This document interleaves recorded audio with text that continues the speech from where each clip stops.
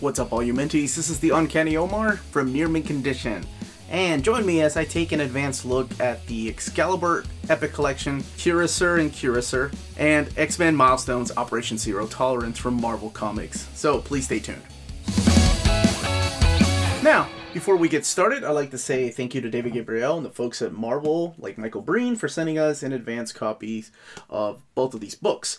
These books are due out on February 26th, and because you all wanted me to separate these with the rest of the trade paperbacks, I'm doing this video separately. So the remaining trade paperbacks that come out on Wednesday, February 26th, will probably be out on Tuesday. So keep that in mind. Now, let's check out Excalibur Epic Collection Volume 4. Alright, here we have Excalibur, Curiouser and Curiouser. And this is Volume 4 of the Epic Collections. So it's awesome that we've gotten these in chronological order. The only other ones I can think that are very similar to this are the Conan ones. Now we've got 1, 2, 3, and 4. Retails for $39.99. Here is that spine. And I apologize if I didn't show off the spines for a longer time the last time I did this. I leave it up to you all, and you all do a great job of reminding me. And here are the folks that put this collection together. You have people like Jennifer Grunwald, Maya Loy, Mark Beasley, Caitlin O'Connell, of course David, and here are all the people involved in this one particular volume.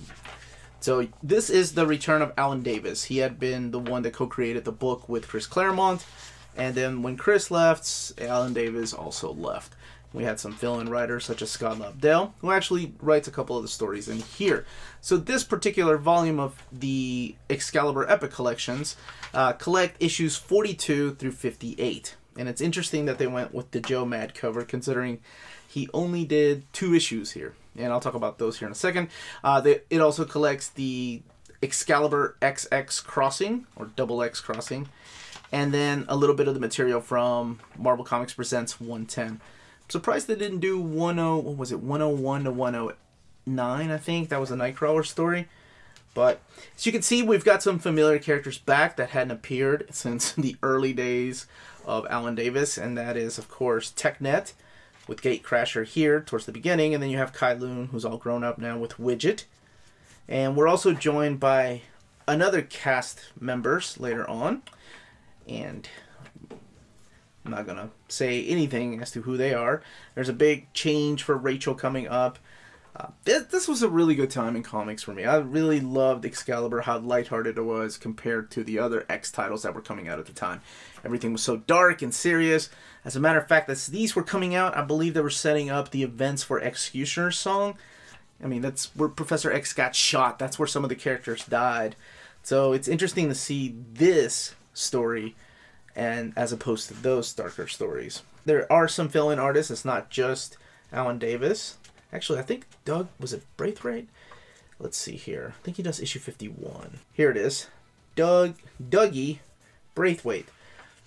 I hope I'm pronouncing his last name right. But Doug Braithwaite. He's the gentleman that drew Justice for DC, and that Alex Ross painted over.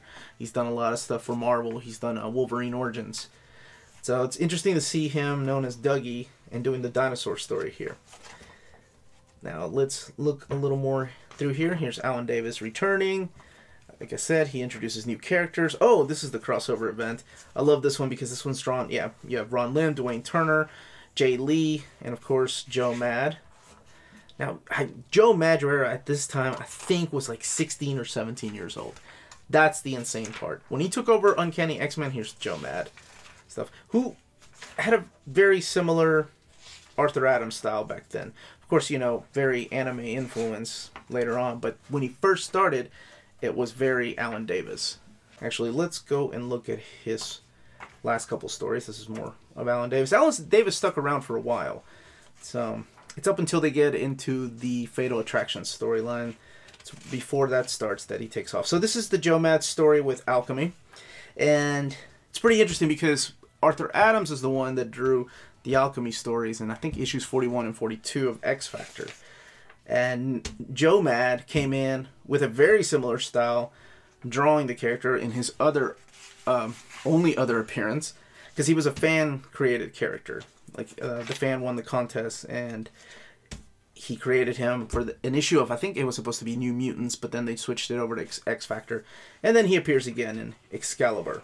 So it does guest star the X-Men. This is the first time Joe Mad drew the X-Men before he took over the book. This one is written by Alan Davis and drawn, or I think it's scripted by Scott Lobdell. Let's look in the back here for extras. So a poster. Oh, this is cool. These are sketches from covers. I believe that's the 46, yeah, issue 46 cover. Swimsuit. The book, by the way, is 472 pages. And as I mentioned, February 26th is when both of these books come out.